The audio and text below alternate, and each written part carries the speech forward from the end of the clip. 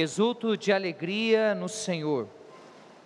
E nós, como Igreja de Cristo, nos alegramos, pois o próprio Divino Salvador nos deu como mãe da Igreja a sua mãe. Estando lá na cruz, em João capítulo 19, e olhando para o discípulo amado, que é símbolo de cada um de nós, porque nós somos chamados a amar a Cristo, como Ele já nos ama, Jesus diz para nós: filho, eis aí a tua mãe. E olha para Maria, a chama de mulher, pois ela é a nova Eva, e diz para Maria: mulher, eis aí o teu filho. E a partir daquele momento, o discípulo amado a recebeu em sua casa. Maria, então, é um dos grandes presentes que Jesus dá para a igreja. E nós devemos reconhecer exatamente isso, porque com esse presente que é Maria, Jesus quis sinalizar para a igreja que só poderemos ser igreja se formos maternos como a mãe. Então a igreja, ela é chamada de mãe igreja. Por que mãe igreja? Porque assim como Maria, a igreja, ela gera filhos para Deus. A igreja gera Cristo na nossa vida, porque o Espírito Santo age na igreja. Quando nós olhamos para o pia do batismo, e este mês da Bíblia tem como referência a carta de São Paulo aos Efésios, Efésios capítulo 4, versículo 24, vós os vestistes, ou melhor, revestistes de uma nova humanidade. Na pia do batismo, ali a gente vê o útero da igreja. Se nós temos um primeiro nascimento biológico da nossa mãe, nós temos um nascimento espiritual que se dá exatamente, não pelo poder da carne, não pelo sangue, como diz João no seu prólogo, João capítulo 1, de 1 a 18, mas se dá graças ao poder do Espírito que age na igreja. E assim como nós lembramos do dia do nosso nascimento, da barriga da nossa mãe, do ventre da nossa mãe, todo católico deveria se lembrar do dia em que foi batizado. Eu lhe pergunto, você se lembra ou sabe o dia que você foi batizado? Não precisa responder para o padre, porque o padre já sabe a maioria das respostas, certo? Mas seria algo bom você procurar na sua certidão de batismo, quando que você nasceu para Deus? Quando que você se tornou filho de Deus em Jesus Cristo, membro do seu corpo místico, templo do Espírito Santo? Então todos aqueles que foram batizados, no dia que foram batizados, deverão chamar sempre a igreja como mãe. Assim como Maria é mãe da igreja, a igreja olhando para Maria também se torna mãe. E ela gera essa maternidade, a igreja como Maria, não só na pia do batismo, mas também no altar. Pois assim como o Espírito Santo Paráclito veio sobre o ventre virginal de Maria, tornando-a mãe, também o mesmo Espírito vem sobre o altar, pelo pedido da igreja: enviai, Senhor, o vosso Espírito, a fim de que este pão e esse vinho se tornem no corpo e no sangue do Senhor. E aquela realidade que Maria experimentou no seu ventre, nós experimentamos sacramentalmente pelo olhar da fé.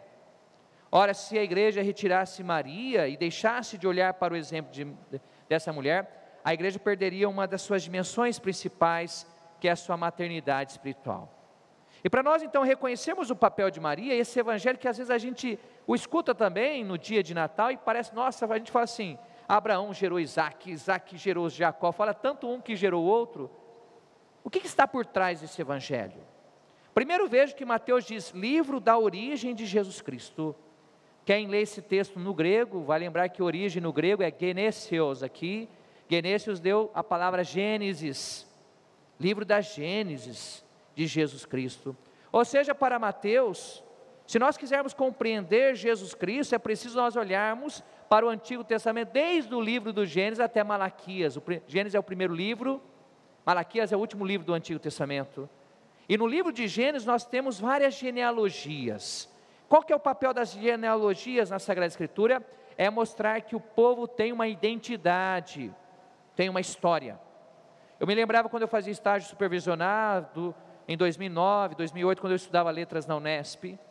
E aí teve um exercício lá com os alunos, e perguntar para os alunos: quem foi o seu bisavô? Quem foi a sua bisavó? Os alunos não sabiam mais. Nós perdemos como cultura as nossas raízes familiares. E a família dentro da fé judaico-cristã, ela é fundamental. Porque se você não sabe de onde você veio, qual é a sua origem familiar, você não sabe quem você é. E se você não sabe quem você é, você não sabe para onde você vai. Então aqui Mateus quer mostrar a origem, de onde Jesus veio. Então fala, Jesus é filho de Davi, porque ele descende de Davi, o Messias é segundo Davi, ele é filho de Abraão, porque ele pertence ao povo de Israel. E por que esse texto foi proposto para nós? Porque aqui aparecem 5 mulheres. No meio desses homens aqui, 5 mulheres. Vamos ver a primeira?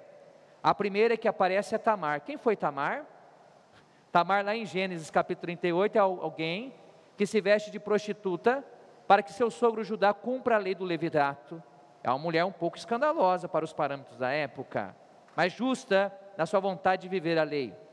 Depois aparece aqui a outra mulher, Raabe. Quem que era Raabe? Josué capítulo 2. Aquela prostituta que deu guarida para os espiões que entraram na terra da promessa. Depois aparece Ruth, a moabita, uma mulher estrangeira que não deixou a sogra longe, mas assumiu para dar um filho à sua sogra. E aqui Ruth é uma dos antepassados do rei Davi.